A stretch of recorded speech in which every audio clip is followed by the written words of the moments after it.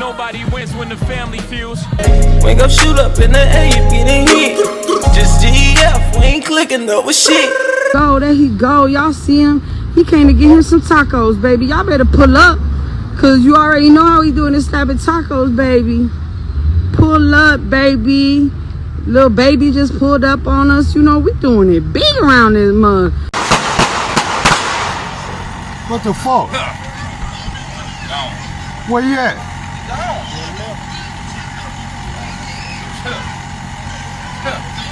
He gone. You can put it up. He gone. Who the fuck was that? I just sat right here and watched the whole time, bro.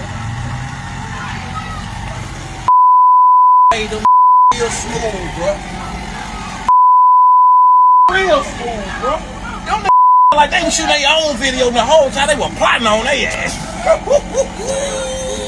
So around 5 p.m. this evening, our officers were dispatched at a 2000 block of Verbena Street in reference to multiple people shot. Upon arrival, we did in fact find individuals that had been shot on scene. And I first want to say the overall theme of this case is grown men playing gangster that left 2 of our children in graves and a community in fear. And we know in these communities that strength is about building community, not destroying it. And in this case, leaving 2 young people in their grave. Ultimately took his life. Gang violence that was orchestrated by adults in our city. And cowardly acts of an Atlanta-based rapper that decided to go over into a rival gang stronghold and shoot a music video in a place that he knew he should not have been.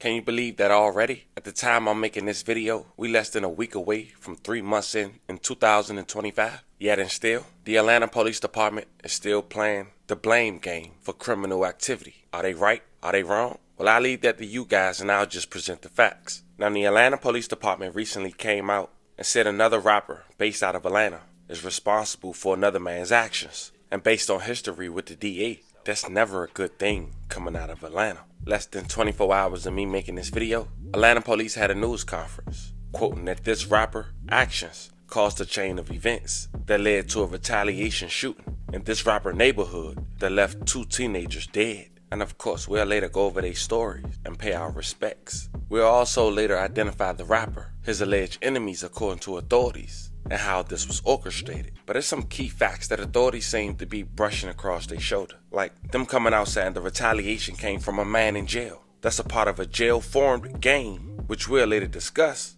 that was made in 2005. So in 2025, we still have men in the free world taking orders from men incarcerated to basically get them in there with them. But APD is coming out blaming a rapper. Also, nobody is mentioning that this was payback. But why they not shooting a target? It's 2025, yet and still again, and people still playing Mickey Mouse games shooting up apartments with kids in it. But because the rapper is from this neighborhood, and he allegedly shot a music video where a dude incarcerated was from days before? Huh? Fam, that's where we at here today. And if you thought I sound remedial trying to explain that, but that's because that's really what's being presented to the public. Today we're going to run down on this story. As mentioned, go over the facts that we just talked about. But before we go over this one, I want you guys to remember, I don't give you no angle. I just give you the story. So with that being said, make sure you like, comment, and subscribe. We're going to jump right to it. In the beginning of the year, Lil Baby had managed to fight the criticism by dropping a #1 album on Billboard's chart. Released January 3rd, 2025, Wham, which means Who Hard Is Me, selling 145,000 units the first week. And with the success of his new album, he decided to go on tour, an upcoming tour with Big X the Plug, NLE Chopper, and Lil Shimmy. Hopping off a plane to a Mac, 100-time platinum fucking plaque, bulletproof the tires run flat. Now with all the success coming Lil Baby way, he still managed to have his name and some bad lights that I'm sure he don't even approve of. Recently, people was even pointing out him wearing different colors of bandanas, saying he allegedly rep different gangs. That could be a throw off to them people, and maybe this one of those reasons. But see, on the second week of May in 2024, Lil Baby decided to shoot a music video on the west side of Atlanta in the Dixie Hills neighborhood. And those might remember that a young lady who worked at a local taco venue inside the shopping center mall had recorded Lil Baby pulling up before the shots had went out. And people was blaming her at first for allegedly giving out the location. Might be true, might not, but check out the clip. Go, y'all see him? He came to get him some tacos, baby. Y'all better pull up, cause you already know how he doing this type of tacos, baby. Pull up, baby. Little baby just pulled up on us. You know, we doing it big around this mug. Minutes later, according to a video obtained by TMZ, some men who act like they was recording their own music video only to scope out the scene had shot the music video before fleeing away and managed to be caught on camera, but it was blurry. 3 people were shot who later survived. What the fuck? Where you at?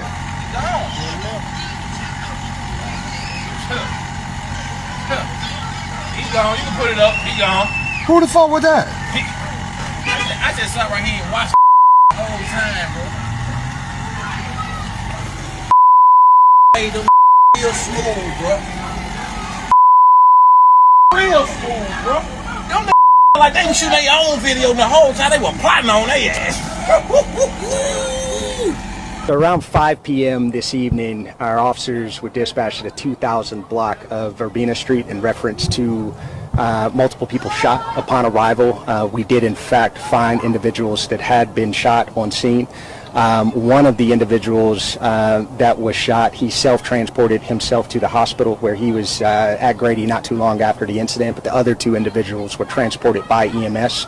A subsequent investigation has revealed there was a music video that was being shot at the location at the time in which the shots were fired. We do know that there were several people on scene as well as several vehicles, and we had multiple individuals flee the scene subsequent to the shooting. So we're still in the early phases of the investigation, but we do have some of the best detectives in the business that are working to try to get to the bottom of this. Who is the star of the rap video this big show? At this time, that's still under investigation.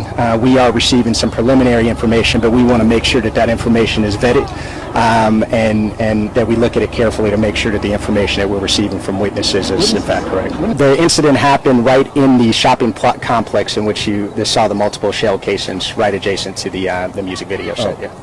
The people that were shot were not a part of the video production team, but there may have been individuals involved in the totality of the production that were involved in the incident. At this time, it appears to be an isolated and targeted incident. Now, according to authorities, this pissed off the Goodfellas. They went to Oakland City, where Lil Baby is from, and shot it up. But before we go over those details, let's briefly talk about the Goodfellas. Where they from, where they represent. Now, the abbreviation for Goodfellas that most members will use would be GF. Also, they represent as the mob. This alleged gang was allegedly formed in jail back in 2005 by a man with a life sentence who go by the name of Abdullah Williamson, aka Lord Duel or Lord Frost. 5 years ago, this rapper named Psy Baby had shot a music video and was rapping GF. This music video managed to get many people indicted and even had this music video appear on First 48 before having the neighborhood being shut down for code violations. The mob, bitch. Shoot up in the air, you getting hit.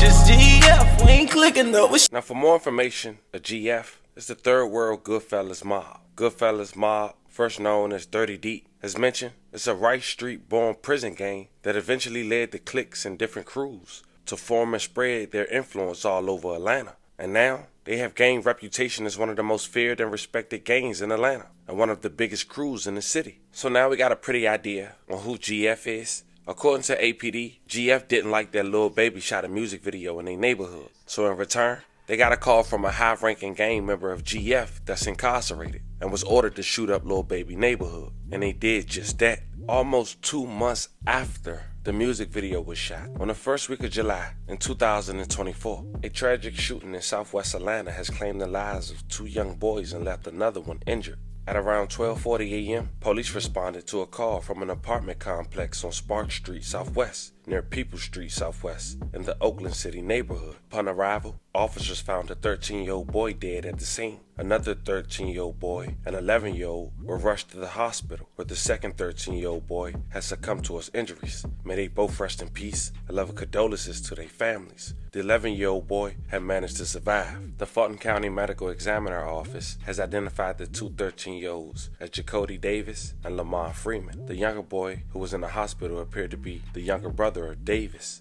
And the sad part is, Davis lost his life on his birthday. Once again, may they both rest in peace. Atlanta neighborhood. They are fed up with crime. 2 13-year-olds are dead, another hurt after an overnight shooting. This all happened at a complex in the Oakland City neighborhood, and Atlanta News First reporter Brittany Ford is live at Grady Hospital this afternoon where the surviving teen was taken. So Brittany, how is that child doing?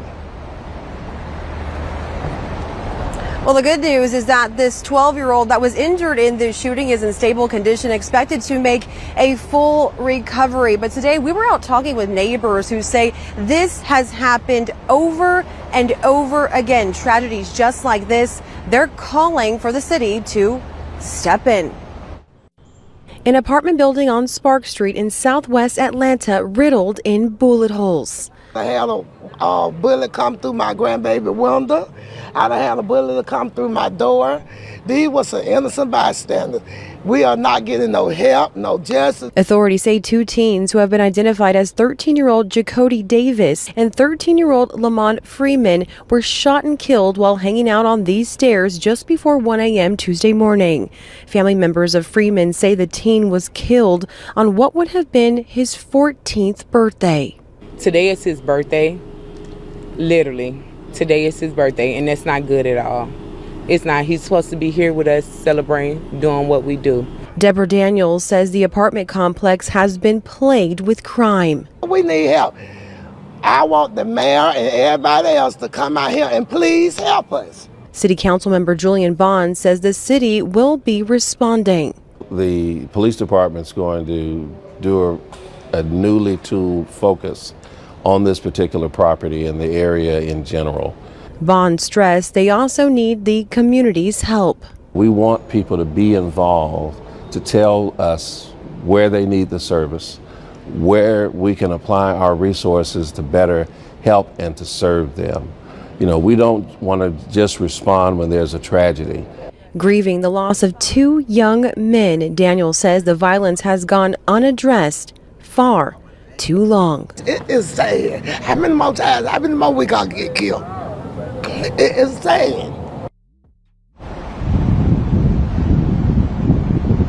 Now, Atlanta police are still working to find a motive. Right now, there are currently no suspects or even a suspect description.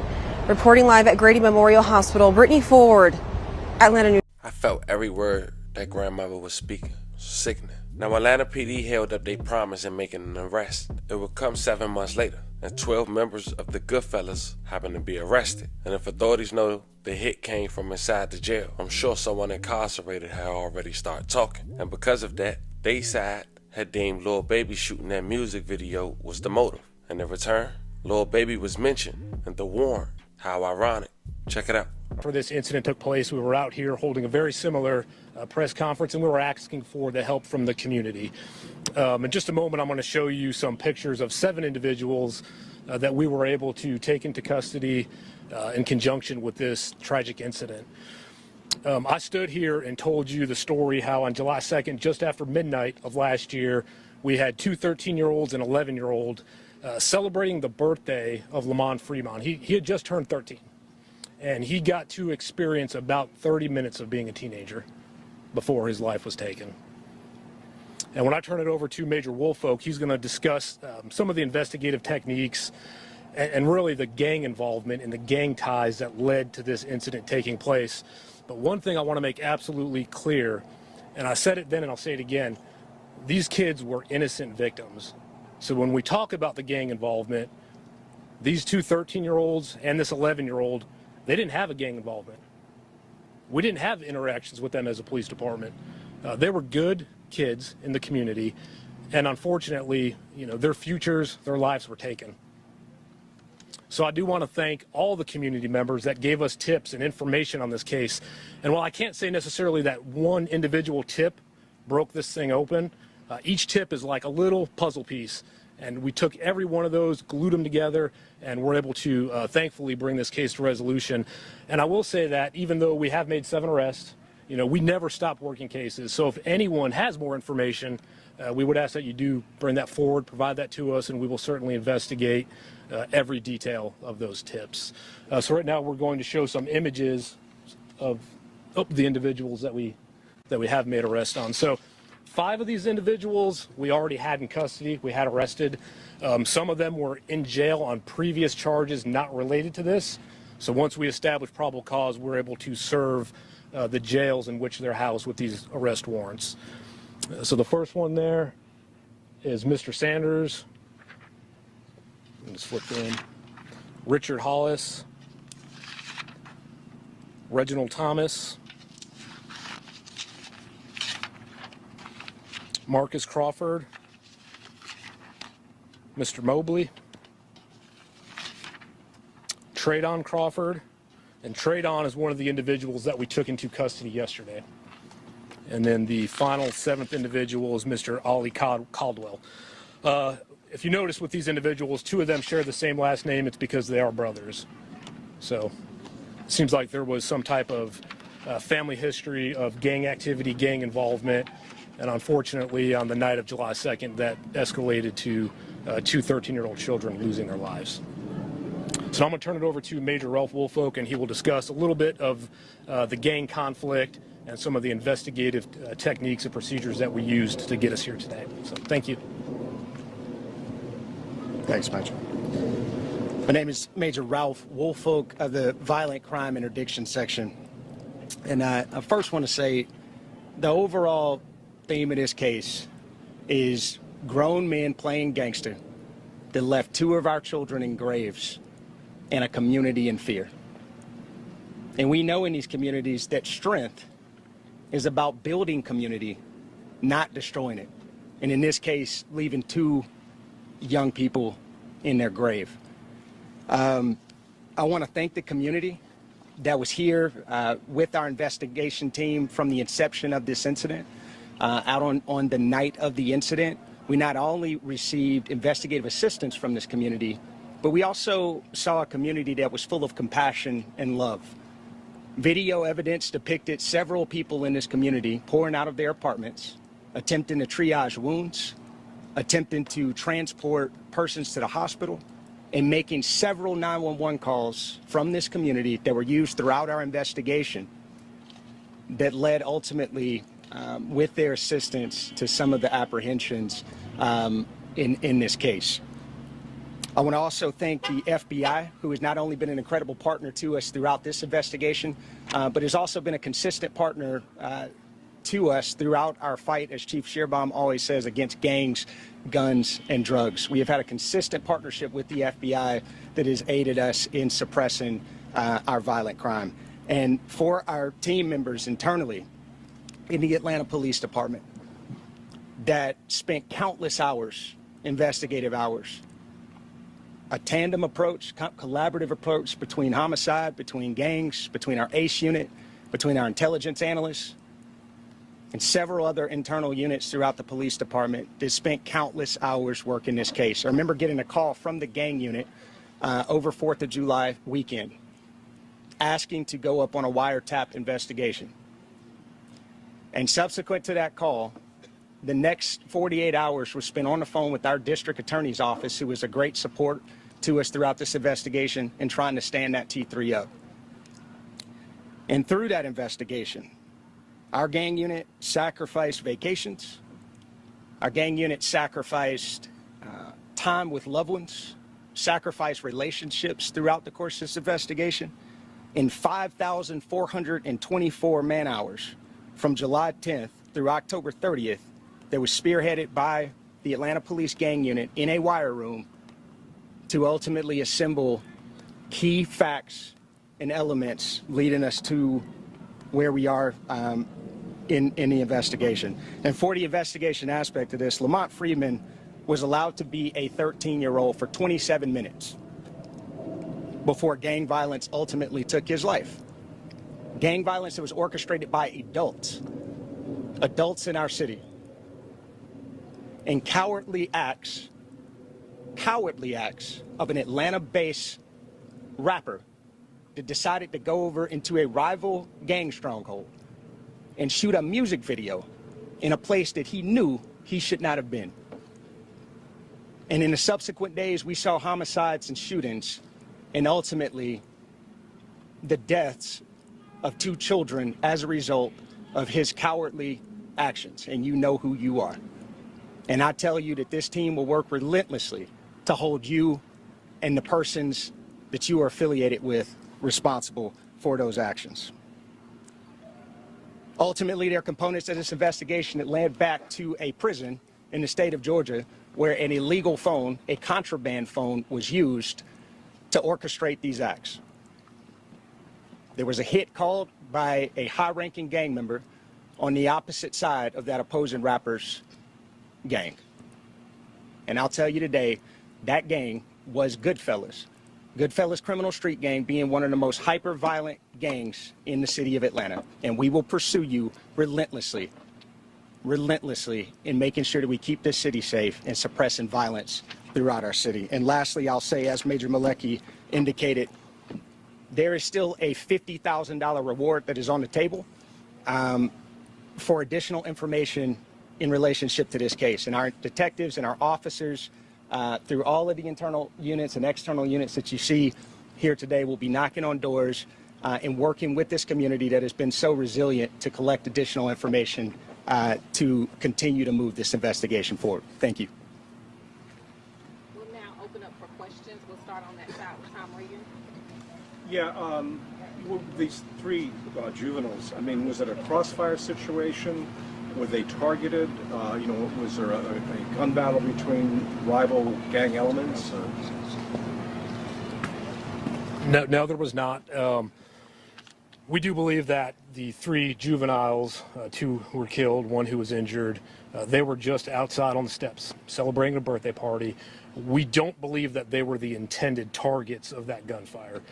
But these individuals that we have shown indiscriminately opened fire on that apartment complex, resulting in these 3 children getting injured and killed. And one quick follow-up question. The person who made the call for a hit from prison, that isn't one of the people that were already in jail. This is another individual we're talking about. Yeah, the individual that orchestrated this from Hancock State Prison, he was already incarcerated. So he's going to be charged in this, of course, too? Yeah, he has been charged. Yeah, so I have a couple questions. The last 2 people, I know that you said that one of them was Trayvon Crawford. Who was the other person that you just arrested? Ali Caldwell. Okay. And so then, are we going to name the gang on the other side? You named the Goodfellas, but what's the name of the gang that's affiliated with this rapper that we're not naming? Yeah, at this time, so not to compromise the integrity of this investigation, we will not be naming that gang. It is a hyper-violent hybrid street gang here in the city of Atlanta, and there's subsequent information that will follow in the upcoming preliminary hearing. So these guys that were arrested were Goodfellas members? Yes. Okay. Yep. No further? I don't know, fam. For some reason, I just feel like it's a bad time to be a rapper. I thought to break the stereotype that this place belongs to this person or this person can't go there, going there would break that narrative. But in fact, it don't. My music video led to men shooting up an apartment where kids were outside playing Mickey Mouse games. And they blaming a rapper who shot a music video almost 2 months prior. Fam, I want to know how you guys feel about this one in the comments. It's important we all take accountability, but it's also important to present the facts to the public and let us make that decision, not what authorities is pushing after one informant is giving that narrative. Talk to me in the comments. Don't forget to like and subscribe, and today, I'll catch you guys on the next one.